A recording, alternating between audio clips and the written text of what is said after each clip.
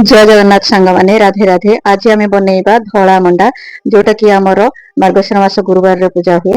तो तापाई मुझे 3 कप अरुआ चाउल, 1.5 कप चीनी, गोटे नड़िया, गोटे कप क्षीर, आवश्यक अनुसार लुण।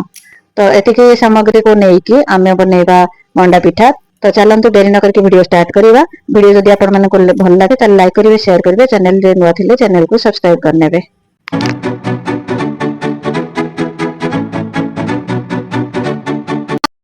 प्रथमे आम चाउल को भल भाव धोईकी 3 ରୁ 4 घंटा बतुरई नवा। तापर से बतुरी गला परे ताको आम पतला आकार ग्राइंडिंग कर नवा।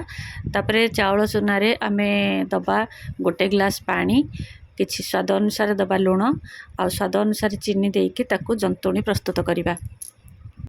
एपटे जंतुणी प्रस्तुत हवा भितरे कोरा नड़िया रे आवश्यक अनुसार चीनी आ गुजराती गुंड देकी ताको आम भल भाव मिक्स कर नवा। चाहिए आपण माने ताको भाजी पारिबे। नड़िया बदल रे आपण माने छेना पुर मध्य व्यवहार करें। तापर आम पिठा गढ़ा। पिठा को जमती गढ़ा जाए कांची करिकी सेथिरे आम नड़िया पुर बा छेना पुर को देकी सबु पिठा को गढ़ी नवा। ये केवल नड़िया पुर वाला मंडा पिठा अच्छी। आपण मैंने चाहिए छेना मंडा बनई पारे, 10 पुर मंडा बनई पारे। प्रोसेस सेम रहिबो, केवल तार स्टफिंग अलग रहिबो।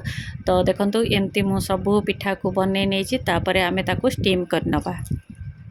जदि आपण मानक ये भिडियोटी हेल्पफुल लगु थाए ताले प्लीज गोटे लाइक करंतु, शेयर करंतु, चैनल रे नुआ थिले प्लीज चैनल को सब्सक्राइब करनियंतु। और जदि फेसबुक और इंस्टाग्राम पेज रे देखुचंती ताले चैनल को फॉलो करने को भूलंतुनी।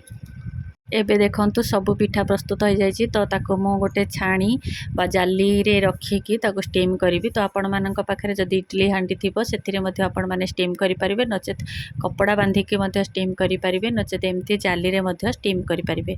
तो सबु पिठा को आमे एमती सजेकी रखि दबा। और तापरे गरम पानी गोटे डेक्ची रे बा जे कोनोसी बड़ पात्र रे बसेकी ता ऊपर पिठा हांडी को रखिकी तापरे घोड़नी देकी आमे ताको 10 ରୁ 15 मिनिट पई स्टीम हवा को छाड़ी दबा।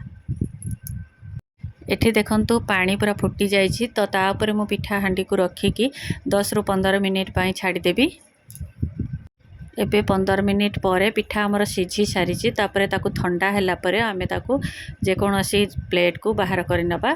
ठंडा हैला परे पिठा बाहर करिवे, नचेत जेहेतु ये बहुत सॉफ्ट हे थाए तो भांगी जिवार चांस रहउछि। तो देखो जदि आपण मानको वीडियो भल लागि थाए आ ए पर्यंत आपण माने लाइक करि नाहंती ताल प्लीज गोटे लाइक करिवे, शेयर करिवे।